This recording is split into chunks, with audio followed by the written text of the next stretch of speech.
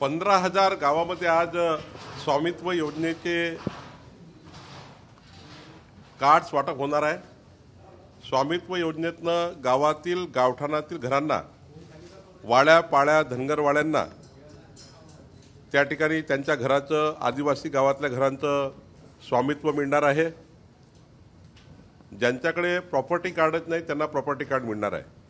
महाराष्ट्राच्या 14 कोटी जनतेच्या वतीने मी माननीय प्रधानमंत्री मोदींचा आभार मानतो की स्वामित्व योजनेचा एक मोठा या ठिकाणी मोदीजींनी कार्यक्रम आणला आणि आमचा महाराष्ट्र मजबूत करण्याकरता, विकसित महाराष्ट्राकरता मोदीजींनी एक मोठं पाऊल स्वामित्व योजनेच्या माध्यमातून उचललेला आहे। 10वी 12वीच्या ॲडमिट कार्डवर जातीचा उल्लेख केला जातोय, आता सरकार कसं बघते?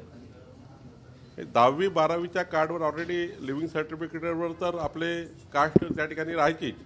तर मला वाटतं की जे लिव्हिंग सर्टिफिकेटवर आहे त्यानुसार ते पुढे जात असतं। जात प्रमाणपत्राबद्दल काल आपण एक निर्देश दिले होते आणि तातडीने त्याच्याबद्दल कारवाई होतानाही दिसतंय। नागपूरमध्ये अनेक लोक जे प्रलंबित जात प्रमाणपत्र होते ते दिले जात आहे। मी विभागीय आयुक्ताकडे 24 तारखेला किंवा 25 तारखेला एक बैठक लावणार आहे, ज्यामध्ये पारधी समाजाच्या जे काही कास्ट सर्टिफिकेट आणि चा मुद्दा होता, जो आपल्या सर्व इलेक्ट्रॉनिक मीडियाच्या माध्यमातून ABP माझा आणि आपल्या TV9 आणि सर्वच मीडियाने त्याला त्या ठिकाणी सरकारसमोर आणलं, त्या मुद्द्यावर आम्ही काम सुरू केलं आहे आणि 24-25 तारखेला महाराष्ट्रातल्या सर्वच पारधी समाजांना जातीचा दाखला मिळाला पाहिजे याकरता सरकार काम करणार आहे।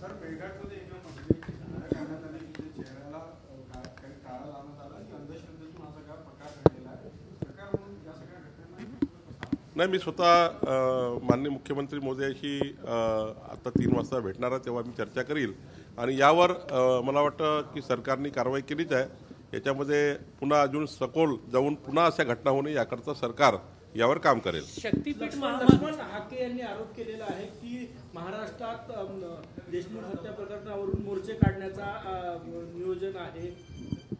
मला याबद्दल फार माहिती नाही, त्यावर आज बोलूही नाही। आज स्वामित्व योजनेचं महत्त्वाचं या जनतेकरता काम होता है, यामध्ये आपण पुढे जाऊ। आज से शुभारंभ हो रहा है, क्या कहेंगे? मैं माननीय प्रधानमंत्री मोदी जी का बहुत बहुत आभार व्यक्त करता हूँ, धन्यवाद देता हूँ। 14 करोड़ जनता की ओर से उनका हृदय से आभारी हूँ कि आज महाराष्ट्र के 15,000 गाँवों में पहले फेज में स्वामित्व का कार्ड मिलेगा।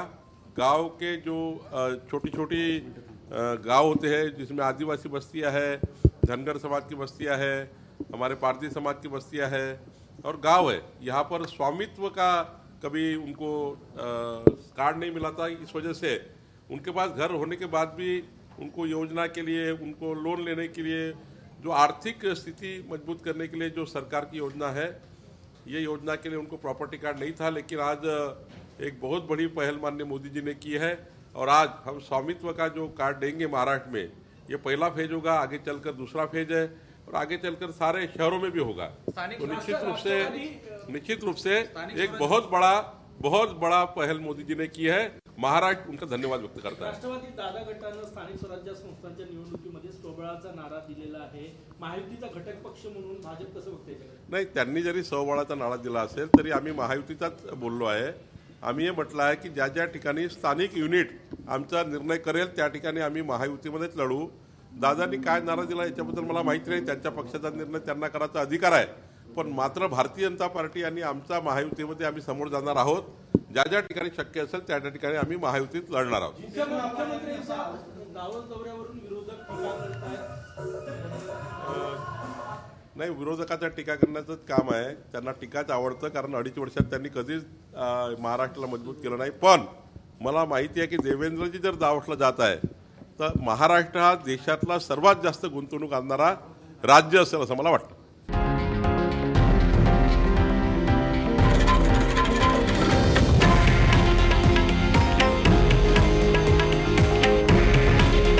हे आहे देशातील नंबर 1 न्यूज नेटवर्क आणि आपण पाहत आहात TV9 मराठी। काळजी तुमची, हित महाराष्ट्राचं।